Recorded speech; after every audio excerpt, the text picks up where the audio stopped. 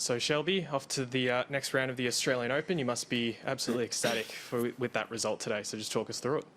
Yeah, I'm super excited. Fourth round for the first time here, so that's a nice accomplishment. It was really weird tonight without the fans. We missed you guys a little bit extra tonight, but hopefully everyone's staying safe and, we're doing the right thing here. So we're just fortunate to be able to keep playing and keep going here and giving you guys some entertainment at home during this next few days. So, yeah, but I thought I played well tonight. I started off missing a few. It was a little squirrely at the beginning, but adjusted, and there's a little extra space out there on Rod Laver, so I had to make a few adjustments, but stayed aggressive, and then made a few more first serves, got me out of some trouble there, and happy to get the win. Thank you. Questions in the room? Shelby, after watching Jen and Jessica advance, what was that like? Did you feel like I've got to go USA? Yeah, did it inspire you? How did it, if at all, affect how you approached tonight? Yeah, definitely. I mean, it's so cool seeing all these girls that I grew up with and we've known each other for so many years do really well and play some awesome tennis and on the biggest stages. And so, we're all supporting each other. We have some fun chats going on, and it's really cool to see us all keep going. I guess, okay. It seems that in a Grand Slam, going from the third round to the fourth is a big step. It's a big leap from 32 to 16 in prestige, money. Does that make it harder to get to that second week as opposed to a second round to third round or first round to second? Is there like a barrier that must be overcome? I mean, I think there is this little bit of aura around second week of a slam is kind of what you're getting at, right? Yeah. It's a really cool accomplishment for sure. But for me, and at this point in my career, it's really, as cliche as it is, just one round at a time because everybody is so good now. There were some crazy first rounds even here, second rounds, where anybody any day can win. So, I mean, for me, every win is a really great accomplishment and something I can build on and take a lot of confidence from and learn from and keep building. So I'm just looking to go one more, but it is extra special to be able to say second week, I guess. I thought of that because last night Taylor talked about how he feels like he's so close, but at the same time so far, and you keep knocking on the door and you wonder after a while if it's ever going to open.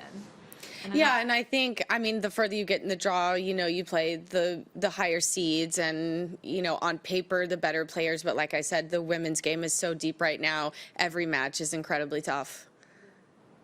Thank you. Thank you. We'll move to online questions now. And from ESPN, Willie, your question. Thank you. Hi. Firstly, how would you describe your matches before with Ash and what you're looking forward to? Yeah, so we just played last week. I said on court that I'm excited we won't have to play a third set breaker because she definitely got me in that one. She kicked my butt a little bit, but I'm excited to get another shot. And unfortunately, again, the fans won't be there, but maybe that's in my favor this time. The Barty Party won't be present, but I'm excited again to play the best players in the world, and that's what we all strive to do every day. And you gotta beat the best to be the best. So I'm looking forward to that challenge again. Next question. Thank you from the New York Times, Ben Rothenberg. Could you take yourself off mute, please, Ben? All good. Thank you. I first going to say, oh, that's a rookie mistake. Come on. I know. But I keep making them year after year. So, but congrats on the bolt. So that's what you missed me saying on mute with your shirt. And then I'm just curious. Yeah, go Bolts. Yeah. We need a win tomorrow. Come on. And then I'm curious. You were playing Anett, who was the second to last woman left in the draw who had been in the hard quarantine, and Jen is the only one of the players who've been in hard quarantine who was able to make it to the fourth round.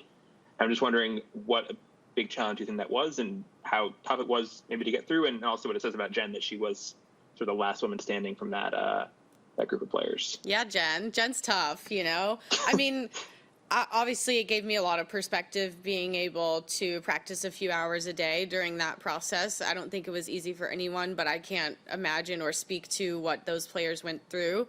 That's an incredible accomplishment that, they can be proud of themselves for getting towards. I remember seeing some of the players after. I'm like, I'm so proud of you. Congratulations. But yeah, I mean, I really don't know what that's like. I had, you know, a couple players in the rooms next to me that were stuck in their rooms. So I'd walk by and say, hey, you know, hi guys. And they're like, oh, it's so nice to have some interaction. So, I mean, it's a unique situation for everyone. So, you know, more power to Jen. Keep going. Good for her. And I think it's really mental at this point, right? I mean, I think, yeah, I hopefully I never have to go through that and experience it. I'll say that. Thank you. Our next question from the WTA, Courtney. Hey, Shelby, congratulations. Thank you. Ahead of your match against Ash last week, you said, oh, you know, I'm looking forward to it because she killed me the last time. And then you obviously took her, you know, you got the set off her, and obviously it was incredibly One competitive. step at a time. Exactly. So that's my question, is that what did you kind of get out of the match against her last week that you'll be able to take into this next one? Yeah, I mean, I think aside from just playing matches and being competitive again to start the year, you know, having felt her game a little bit, felt her serve, you just have a better idea of what to expect going into the next one, I think. But you still have to execute and do the right things and play some of my best tennis to beat the best player in the world on right now. So, yeah, I'm familiar with her game and, you know, how it felt a little bit, so that's a plus. But got to go out there and do it. Thank you. We'll go back to Willie. Thank you. Your question? How does the time difference affect the way people who are your family and friends interact with you during the tournament, watch you, and if you have a favorite story to share that illustrates that, that would be great. Yeah, it's definitely tough. I was talking to my family, my sister, my brother-in-law set his alarm to wake up. My mom woke up. My trainer, Richard Woodruff, set his alarm. And then my boyfriend and my sister were like, no, we're sleeping in. There's no chance we're going to watch you.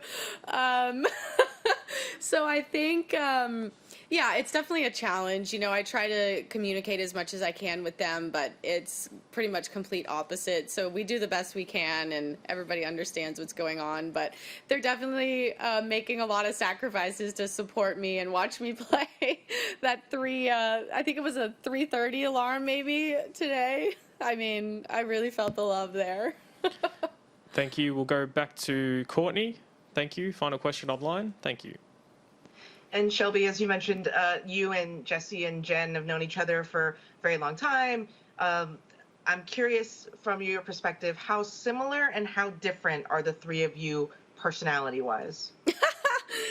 I think we're all a little bit different and quirky in our own ways. I'd like to think we all have a really good sense of humor. We're always laughing when we're together and, you know, genuinely all enjoying it out here on the tour. And I think that speaks volumes to why we're playing so well. Just able to adapt and adjust to everything that's been thrown at us over the last year and enjoy most of it, you know, because you have to at this point and just expect anything and the changes that come with it. Thank you. We'll come back into the room. Thank you. What are the odds that you are still playing at this level when you are 39, like Serena? Oh my God, I can't even like think about that right now.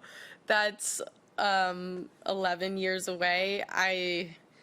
Yeah, what she's been able to accomplish is absolutely incredible, because some days I wake up now and I'm like, okay, I'm not 21 anymore. So, yeah, she's in incredible shape, an amazing athlete, and if my body allows it, I would love to keep playing as long as I can. Is part of what amazes you that it's not like she was a late bloomer? I mean, she was a teenage phenom who has still been able to maintain her love and longevity, you know.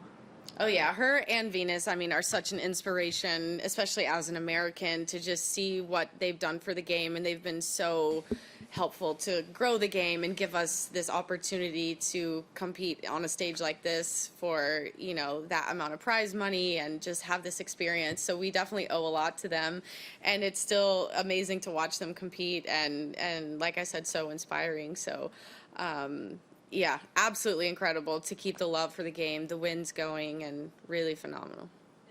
Thank you. kind Thank- of the like motivation too. Yeah. Yeah. Like, what do you get excited about practicing tomorrow? I'm gonna ask them that. Yeah. It's so genuine too from them. It's really incredible. Yeah, thank you. Thank you, everyone. That concludes our press conference with Thanks. Shelby Rogers.